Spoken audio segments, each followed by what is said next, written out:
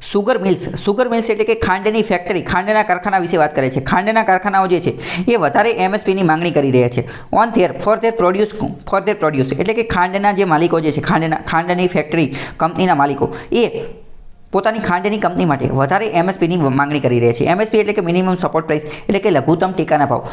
સરકાર દ્વારા લઘુત્તમ ટેકાના ભાવ આપવામાં આવે. કોની માટે? શેરડી માટે આપવામાં આવે. ખાંડ બનાવવા માટે શેરડીનો પુષ્કળ ઉપયોગ થાય. શેરડીમાંથી તો ખાંડ બને. એટલે કે ખાંડના જે માલિકો હોય એ આ શેરડી ખરીદવાનું એ બધું કાર્ય કરતા હોય છે. તો એમનું એવું કહેવાનું થાય છે ખાંડના માલિકોનું કે શેરડી માટે સરકારે વધારે એમએસપી, વધારે લઘુત્તમ ટેકાના ભાવ આપવા જોઈએ. અહીંયા વાત કરીએ તો એવું કહેવાનું થાય છે કે અત્યારે શેરડીનો એમએસપી ભાવ જે છે એ 31 રૂપિયા છે. તો આ બધા મિલ માલિકો, સુગર માલિકોનું એવું કહેવાનું થાય છે કે આ 31થી વધારી અને 34 રૂપિયા પ્રતિ કિલો કરી નાખવો જોઈએ. અત્યારે 31 રૂપિયા કિલોની શેરડી સરકાર ખરીદે છે એમએસપીના માધ્યમથી, પરંતુ એ વધારી અને 34 કરી નાખવી જોઈએ. એવો આખો મુદ્દો છે. આપણી માટે અહીંયા બધું લખેલું છે, પરંતુ એ કંઈ મહત્વનું છે નહીં. આપણે ડાયરેક્ટ જે મહત્વનો પોઈન્ટ જે છે અહીંયા સ્કીપ થઈએ છીએ. આપણે જાણવાનું છે સુગર ઇન્ડસ્ટ્રી, ભારતની અંદર ખાંડ ઉદ્યોગ જે છે એનું શું પ્રતિનિધિત્વ છે અથવા એ શું. તો સુગર ઇન્ડસ્ટ્રી જે છે એ એક રીતે સેકન્ડરી એટલે કે દ્વિતીય ક્ષેત્રની અંદર આવે છે. પરંતુ સુગર ખાંડ બનાવવા માટે પહેલાં પ્રાઇમરી સેક્ટરમાંથી થોડો ઘણો રો મટીરિયલ્સ, કાચો માલ લાવવો પડશે. તો ખાંડ બનાવવા માટે કાચો માલ કયો જશે? ખાંડ બનાવવા માટે કાચો માલ જોશે શેરડી, જેને ઇંગ્લિશમાં કહેવાય સુગર કેન. એ ઇમ્પોર્ટન્ટ, અતિ મહત્વની વસ્તુ છે. અને સુગર ઇન્ડસ્ટ્રી એક રીતે એગ્રો બેઝડ એગ્રીકલ્ચર, કૃષિ પર આધારિત એક ઉદ્યોગ કહી શકાય.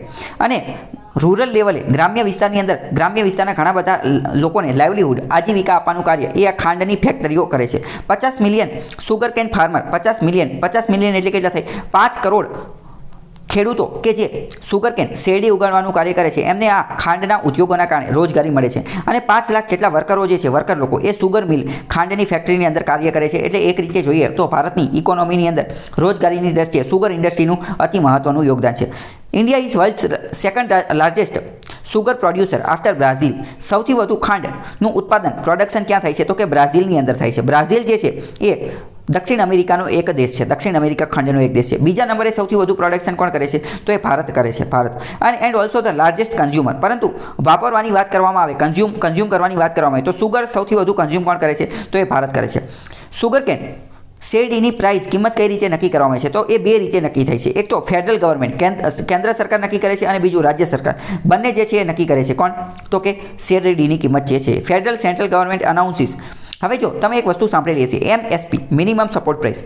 તો આ જ વસ્તુ જે છે આ અલગ અલગ પાક માટે રજૂ કરવામાં આવે છે. એવી જ રીતે એમએસપી જે છે એ શેરડી માટે પણ રજૂ કરવામાં આવે છે. પરંતુ શેરડી માટે જે એમએસપી આપવામાં આવે એ થોડી અલગ હોય છે. એ શું હોય છે? થોડી અલગ હોય છે. એટલે એને એફઆરપી કહેવામાં આવે છે. એને શું કહેવામાં આવે છે? FRP, fair and રિમ્યુનરેટિવ prices. હકીકતમાં આ એફઆરપી જે છે એ એમએસપી જ છે, પરંતુ અન્ય પાકો માટે એ એમએસપી લઘુત્તમ ટેકાના ભાવ છે. પરંતુ શેરડી માટે એનું નામ અલગ કરી નાખ્યું. શું નામ અલગ કરી નાખ્યું? FRP, fair and રિમ્યુનરેટિવ prices. કેમ? કારણ કે એની સાથે બીજા ઇસ્યુ પણ જોડાયેલા છે. એટલે કેમ? કારણ કે શેરડી સાથે આખું સુગર પ્રોડક્શનની, સુગર મિલ્સ, ખાંડના કારખાના પણ જોડાયેલા છે. એની માટે શું એફઆરપી રજૂ કરવામાં આવશે.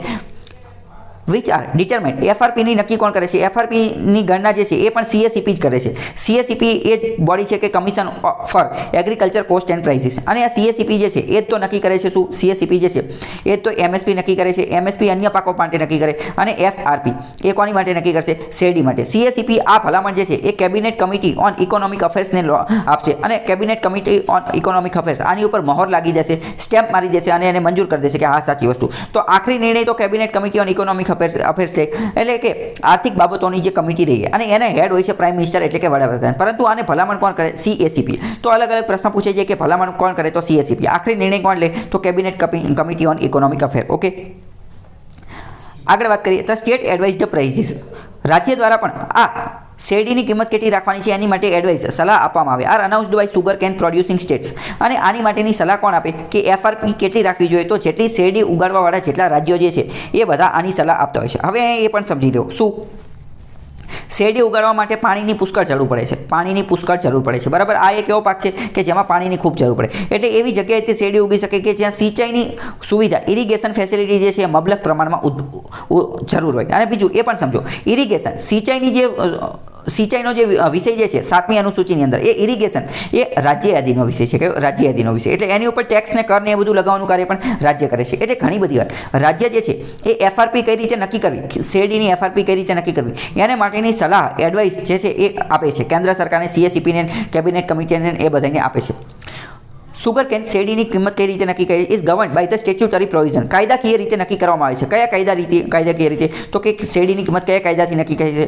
સુગર કેન કંટ્રોલ ઓર્ડર 1966 1966માં એક ઓર્ડર રજૂ કરેલો હતો સુગર કેન કંટ્રોલ ઓર્ડર, જેના અંતર્ગત શેરડીના ભાવને કંટ્રોલ નિયંત્રણમાં રાખવામાં આવે છે. Issued under essential commodities act 1955.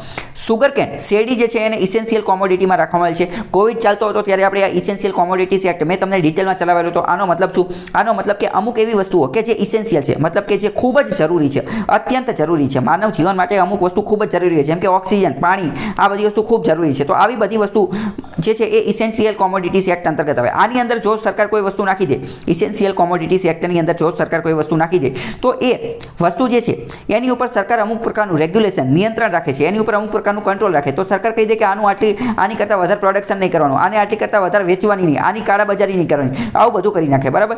તો તમારે એ યાદ રાખવાનું છે શું કે સુગર કેન જે છે એનું કિંમત નક્કી કઈ રીતે થઈ? સુગર કેન કંટ્રોલ ઓર્ડર 1966 અનુસાર. અને આ ઓર્ડર જે છે એ ઇસેન્શિયલ કોમોડિટીઝ એક્ટ 1955 અંતર્ગત આવે છે. વિધાનવાળા વાક્યમાં પૂછાઈ જાય તો યાદ રાખી લેજો.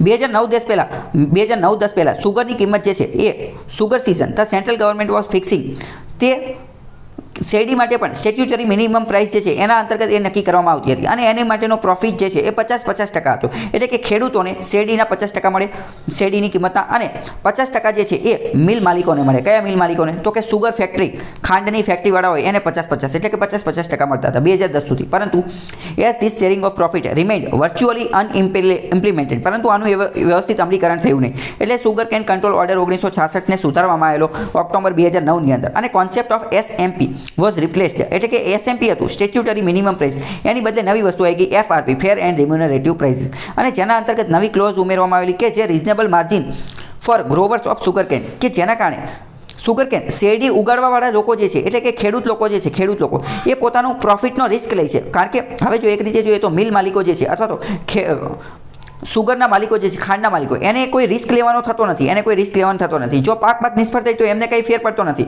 પરંતુ ખેડૂત લોકો તો પોતે રિસ્ક લે છે. એટલે એની માટે એક વધારાનો એડિશનલ ફેક્ટર 2009ની અંદર એડ કરવામાં આવેલો, અને એના અંતર્ગત એમને FRPની ને બધાની જાહેરાત કરવામાં આવી. બરાબર? આગળ વાત કરીએ સુગર ઇન્ડસ્ટ્રી, ખાંડ ઉદ્યોગની અંદર કયા કયા ઇસ્યુ રહેલા છે એ જોઈએ. તો ભારતની અંદર સુગર ઇન્ડસ્ટ્રી જે છે એ વૂઝ, એટલે કે ઘણા બધા જખમ એની ઉપર રહેલા છે, ઘણા બધા જખમ એની અંદર છે. આ rooted in excessive government interference. એક રીતે જોઈએ તો સુગર ઇન્ડસ્ટ્રીની અંદર, ખાંડ ઉદ્યોગની અંદર સરકારનું ઘણું પ્રભુત્વ છે. સરકાર જે છે એ એની અંદર ઘણું બધું આડું દખલ અંદાજી કરતી હોય છે. ઇન્ટરફિયરન્સ એટલે કે દખલ અંદાજી કરતી. End total disconnect between the prices and inputs and outputs. બંને વસ્તુઓ છે, સરકાર જે છે ઘણી બધી દખલ અંદાજી કરતી હોય છે. Prices have seldom been allowed to the determined by the market. શેરડીની કિંમતો બજાર દ્વારા નક્કી થતી નથી. બજાર દ્વારા કઈ રીતે નક્કી થાય? તો કે ડિમાન્ડ અને સપ્લાયના માધ્યમથી નક્કી થવી જોઈએ, પરંતુ એવી રીતે થતી નથી, અને સરકાર આની અંદર દખલ અંદાજી કરે છે. એના કારણે ઘણી બધી વાર ખેડૂતોને એ બધાને એનું જે છે એ કિંમત, યોગ્ય વળતરને એ બધું મળતું નથી. The present liquidity crunch. અત્યારે વાત કરીએ તો સુગર ઇન્ડસ્ટ્રીની અંદર એટલું બધું સુગર જોવા મળતું નથી, અથવા તો શેરડી જે છે જોવા મળતી નથી. એટલે કે ક્રંચ આવી ગયો છે, લિક્વિડિટી ક્રંચ આવી ગયો છે. It has predictability led to accumulation of can prices arrears and consequential unrest among the cane farmers. આના કારણે ખેડૂતોની અંદર ચિંતાનો માહોલ છે.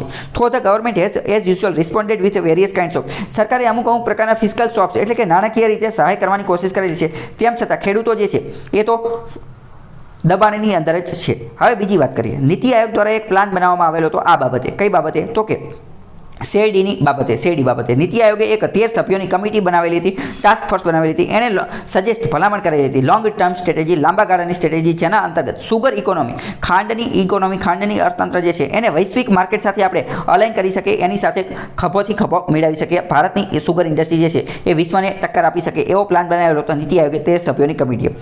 એનો ઉદ્દેશ્ય શું હતો? To reduce the burden on the executive due to financial bail out packages. એટલે કે ખેડૂતોને પોતાનું પૂરતી વસ્તુ મળી રહે, અને સરકારે પણ એની માટે બેલ આઉટ પેકેજીસ, એટલે કે ખેડૂત લોકો લોન ન ભરી શકે તો પછી સરકાર એની લોન માફ કરી દે અને એને પૈસા આપે, એવું ન થવું જોઈએ. બરાબર?